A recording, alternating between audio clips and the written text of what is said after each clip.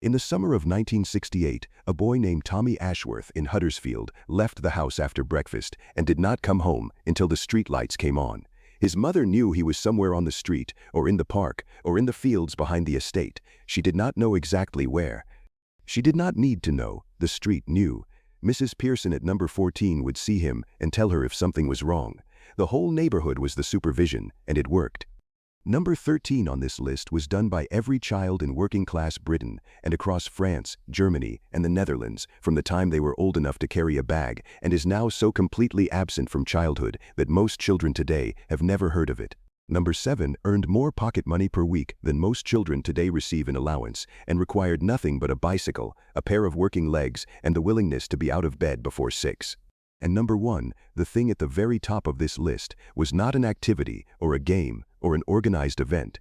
It was the entire condition of childhood in post-war Europe, and its disappearance has been so complete and so thoroughly replaced by alternatives that look like improvements but are not that nobody organized a single protest as it went.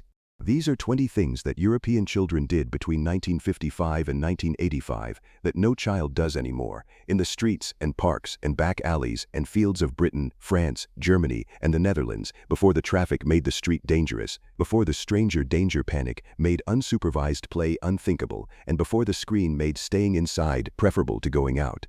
Before we begin, hit that subscribe button, because what children did in the post-war decades was not merely play.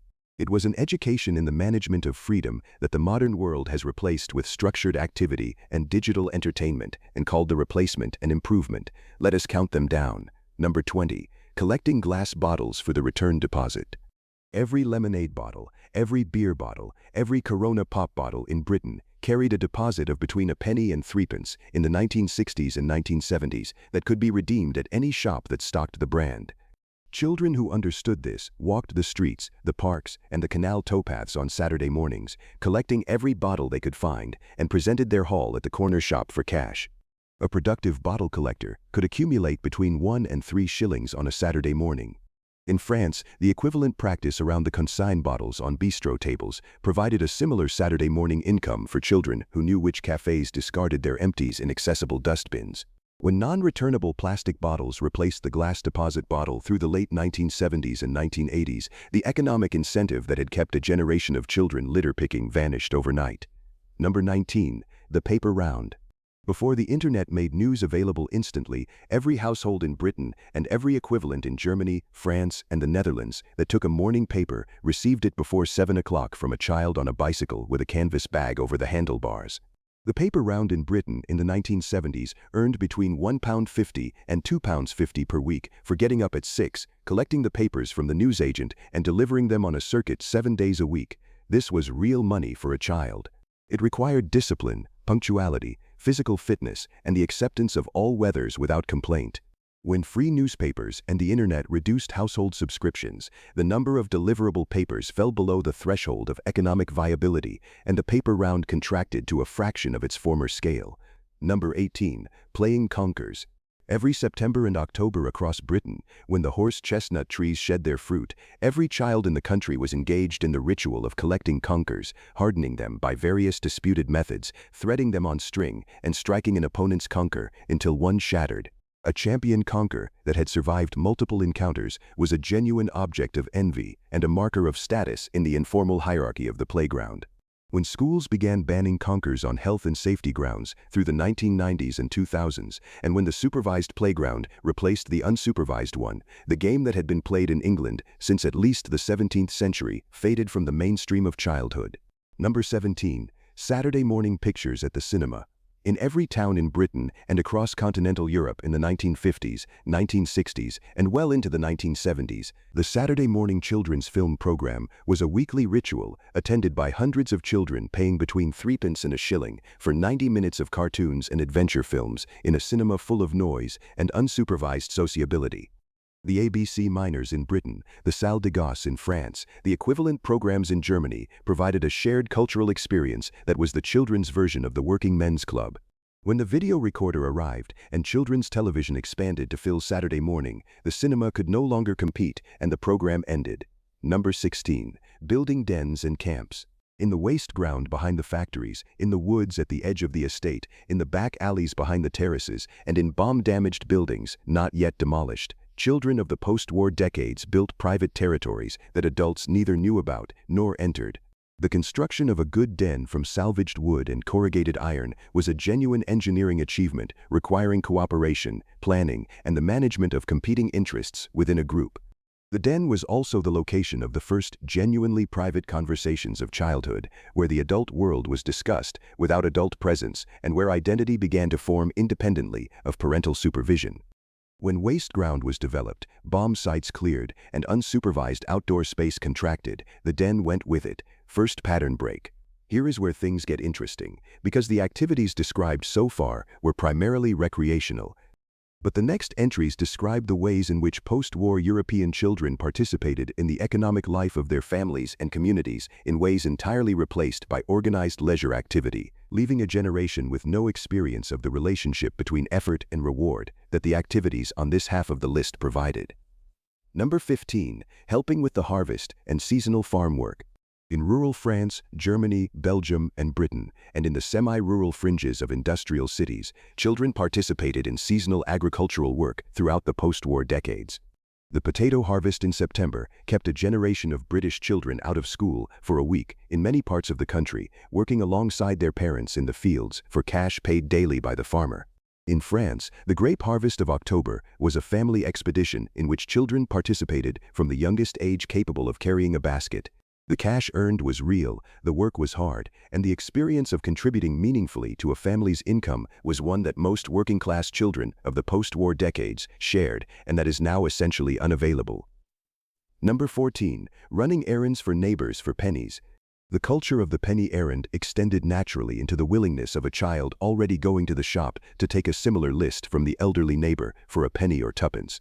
The child who ran errands was learning map reading, money management, social negotiation, and the satisfaction of a task reliably completed, skills that the structured after-school activity has never been able to replicate because the stakes are real in a way that organized activities cannot manufacture. When the corner shop was replaced by the supermarket that required a car to reach, the penny errand vanished from the repertoire of childhood. Number 13. The milk round helper and grocery delivery assistant. In the school holidays and on Saturday mornings, children who were old enough to be useful regularly accompanied the milkman on his round, the coalman on his deliveries, or the baker who did a morning circuit of the street. They carried, sorted, handed up, and fetched, learning the geography of the neighborhood and the economics of the small business from a position of active participation. The milkman's holiday helper in Britain in the 1970s earned between 50 pence and £1 for a Saturday morning's work. When the milk round contracted and health and safety rules made it impractical to take children on commercial delivery vehicles, this entirely organic form of apprenticeship ended. Number 12. Collecting and selling scrap for pocket money. A boy with a handcart in a working-class district of any British, French, or German city in the 1960s could collect enough waste paper, scrap metal, and returnable bottles in a Saturday morning to earn between 6p and 2 shillings at the scrap dealer or the bottle shop. The activity required an understanding of what things were worth, the physical effort of collecting and transporting, and the social skill of persuading householders to part with their waste. When the economics of small-scale scrap trading were undermined by the formalization of the recycling industry, the children's scrap round disappeared. Number 11. The Saturday job from the age of 13 or 14. Before employment law made Saturday jobs for children under 16 legally complicated, a child of 13 or 14 who wanted money for the cinema, for records, or for saving towards a bicycle went to the greengrocer, the baker, or the market stallholder and asked for Saturday work. The rate was between 5 shillings and 10 shillings for a full Saturday, real money that required real effort and produced genuine independence. When part-time employment law tightened, and when the range of small employers willing to hire 13-year-olds contracted, the Saturday job retreated to the post-16 age group, and the economic independence it had provided to early teenage years was lost. Second pattern break. This next one is where things become genuinely personal, because the activities described so far have all been about earning and outdoor physical activity. But the next entries describe the indoor and collective childhood activities of the post-war decades, communal recreations that required no organization and no expenditure, and that provided forms of social education that the modern child's more managed and more expensive leisure life has never replaced. Number 10. The street game. Before the car made the street a traffic corridor, and before the supervised playground replaced the unsupervised one, the street outside the house was the primary play space of childhood across working-class Europe. British bulldog, kick the can, hopscotch chalked on the pavement, skipping with a rope stretched across the road, marbles in the gutter, and 100 local variations were played daily by mixed age groups in which the older children taught the younger ones, and the rules were negotiated without adult intervention. The mixed age group was the key element. A 6-year-old who played with 10-year-olds was receiving a social education that no peer-grouped classroom activity could provide, learning to read the dynamics of a group in which she was not the most important member and managing that position through negotiation and the gradual acquisition of skill. Number 9. The Scouts, the Guides, and the Boys Brigade as genuine community institutions. Before the youth organization became another managed activity on the schedule of the over-organized middle-class child, the Scout Troop and the Guide Company in working-class communities across post-war Europe were genuine institutions providing a framework for outdoor activity, community service, and the acquisition of practical skills the formal school curriculum did not address. A working-class boy who joined the local scout troop in the early 1960s was learning to read a map, light a fire, administer first aid, and cook outdoors in ways that had genuine practical application. The subscription was a few pence per week. When the Scouts and Guides became progressively more expensive through equipment and camp costs, and when competing leisure activities expanded, their working-class membership declined, and the institutions became progressively more middle-class in composition. Number 8. Collecting stamps, cigarette cards, and bus tickets. The post-war child's collection was not a curated assemblage of purchased items, but an accumulation of freely available objects, requiring nothing but attention and the willingness to ask. Cigarette cards, the small illustrated cards that came free in cigarette packets and completed into sets depicting footballers, birds, or film stars, were available from any adult who smoked and was willing to hand them over. Stamps were obtained by soaking envelope corners from the household's correspondence. Bus tickets were collected from the floor of the vehicle. The collection activity taught the child to categorize, to value systematically, to negotiate exchanges, and to maintain records of what was owned and what was needed.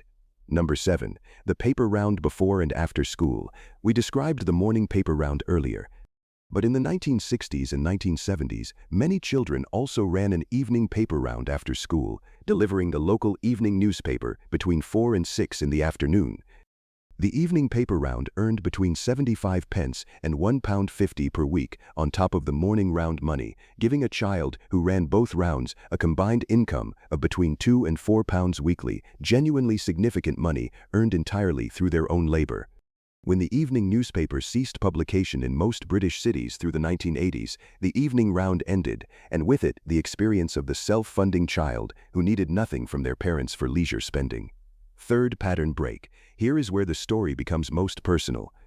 Because the final entries describe not activities or earning opportunities, but the texture of childhood itself in post-war Europe, the grain of the ordinary day that made growing up in the 1950s, 1960s, and 1970s a fundamentally different experience from growing up today. Different not because it was harder or easier, but because it contained more genuine freedom and more genuine consequence, and therefore more genuine learning. Number 6. Swimming in rivers, canals, and the sea without lifeguards. Before the municipal swimming pool was universal, and before health and safety regulations made unsupervised swimming a liability issue, the children of working-class Europe swam in whatever water was available. The river at the edge of town, the canal behind the factory, the sea at the nearest accessible coast. The child who learned to swim in a river learned a different kind of swimming, from the one taught in a heated pool with lanes and a shallow end, a kind that included reading current and depth and temperature and the management of genuine risk. Number 5. Keeping animals and understanding where food came from. The child who grew up in a household that kept chickens in the back garden, rabbits in a hutch, or pigeons in a loft, grew up with a knowledge of the relationship between living animals and the food on the table that is now essentially unavailable to most European children. When the cockerel that had crowed every morning was prepared for the Sunday dinner, the child who had fed it and named it understood something about the nature of food that no food education program has ever been able to teach through diagrams or supermarket visits. The knowledge was not brutal. It was honest, and its disappearance has left a gap in the understanding of food, of death, and of the natural world that nothing else has filled. Number 4. Watching craftsmen and tradesmen work and asking how things were done. The child of the post-war decades who stood and watched the blacksmith shoe a horse, the glazier replace a broken window, the cobbler repair a shoe, or the carpenter build a cabinet, and who was allowed to ask questions and sometimes to help, was receiving an informal technical education that the school curriculum never provided. When specialized trades retreated behind workshop doors and professional liability, and when the culture of allowing children to watch working adults shifted from normal to unusual, this informal technical education ended. Number 3. Roaming freely over a wide area of the neighborhood. Tommy Ashworth left the house in the morning and came back when the streetlights came on. The geographical range of the post-war child's daily movement was extraordinary by modern standards. Studies tracking the change over generations show that a British child in 1970 roamed an average of 6 miles from home during a free summer day. By 1990, that range had contracted to less than a mile. By 2010, it was measured in hundreds of meters. The contraction happened not primarily because of increased danger, but because of increased perception of danger, and because the car-dominated street made the physical environment genuinely less navigable on foot. The 6-mile child of 1970 was developing spatial awareness, local knowledge, and the confidence to manage distance and time that the 200-meter child of 2010 simply did not have the opportunity to acquire. Number 2. The freedom to be bored. The post-war child who was bored was told to go and find something to do. The option of turning on a screen was not available because the family television showed programs at fixed times and only from mid-afternoon onwards. The bored child of 1965 was required to generate her own entertainment from the resources of her own imagination, the objects in the house, the children on the street, and the outdoor world beyond the garden gate. The products of this enforced self-generation were the dens, the collections, the games, the explorations, the friendships, and the private interior lives of a generation who learned to entertain themselves without instruction because they had no alternative. When the alternative arrived in the form of the games console and the digital device, the enforced freedom of boredom became the optional freedom of choice, and most children chose the screen. Number 1. The freedom of the street.